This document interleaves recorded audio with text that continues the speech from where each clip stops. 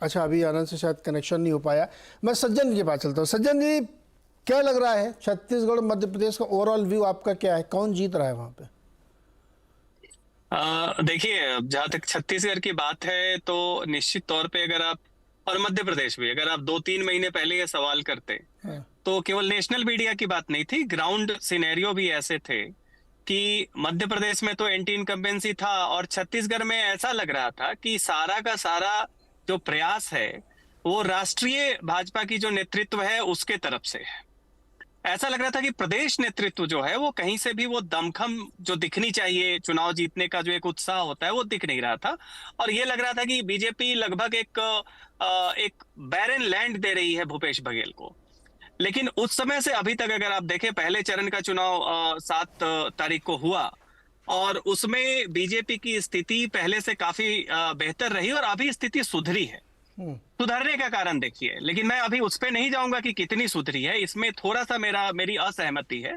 उसका कारण ये कि देखिए 2018 में बीजेपी का बिल्कुल सफाया हो गया था छत्तीसगढ़ में। केवल आप देखें 90 में 15 सीटें मिली थी, एक एंटी इनकम्बेंसी भी थी और दूसरी तरीके से बहुत कुछ पार्टी के अंदर में विवाद था, आपस में अंतःकलह था।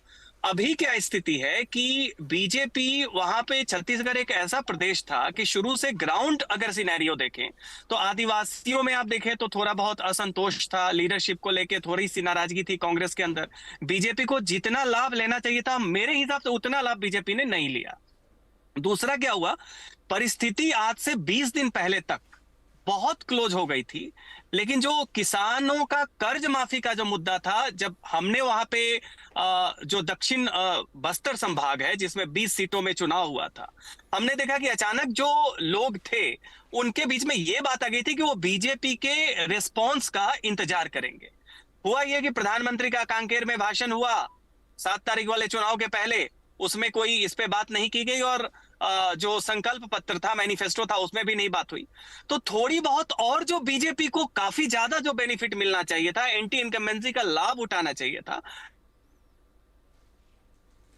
ओके, थोड़ा सा नेटवर्क की इश्यूज है छत्तीसगढ़। आनंद जुड़ गए क्या? अच्छा, आनंद जी को भी दिक्कत आ रही है। शिरीष, आप कुछ इशारा करें, कंप्लीट करें, फिर मैं जाता हूँ मेरा डेटा की तरफ। जी शिरीष।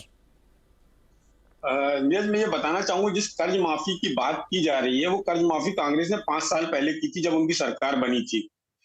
उसके बाद अभी जो कर्ज माफी का आंकड़ा है वो ये बताता है केवल 28% किसान ऐसे हैं जिन पर कर्ज है। ऐसी स्थिति में इसको हम पूरे प्रदेश में वैसे बांट के नहीं देख सकते कि ये बहुत बड़ा मुद्दा होगा। हाँ, कांग्रेस ने भारतीय जनता पार्टी से एक अलग स्टैंड लिया है। इस मामले में भारतीय जनता पार्टी ने स्टैंड नहीं लिया, लेकिन भारतीय जनता पार्टी ने इसकी काट निकाली, जो उनका 2 साल का बोनस था उस समय का, वो उसको देने जा रहे हैं। और उन्होंने उसका पूरा कैलकुलेशन निकाला है, जो करीब करीब प्रति किसान के हिसाब से, यदि एक 10 एकड़ जमीन का किसान है तो करीब करीब 33,500 रुपए ज्यादा फायदे में होगा। ये भारतीय जनता पार्टी ने अपना एक कंपैरेटिव चार्ट बनाया है और वो उसको जगह जगह वो सर्कुलेट कर रहे हैं, जो बात सामने आई है।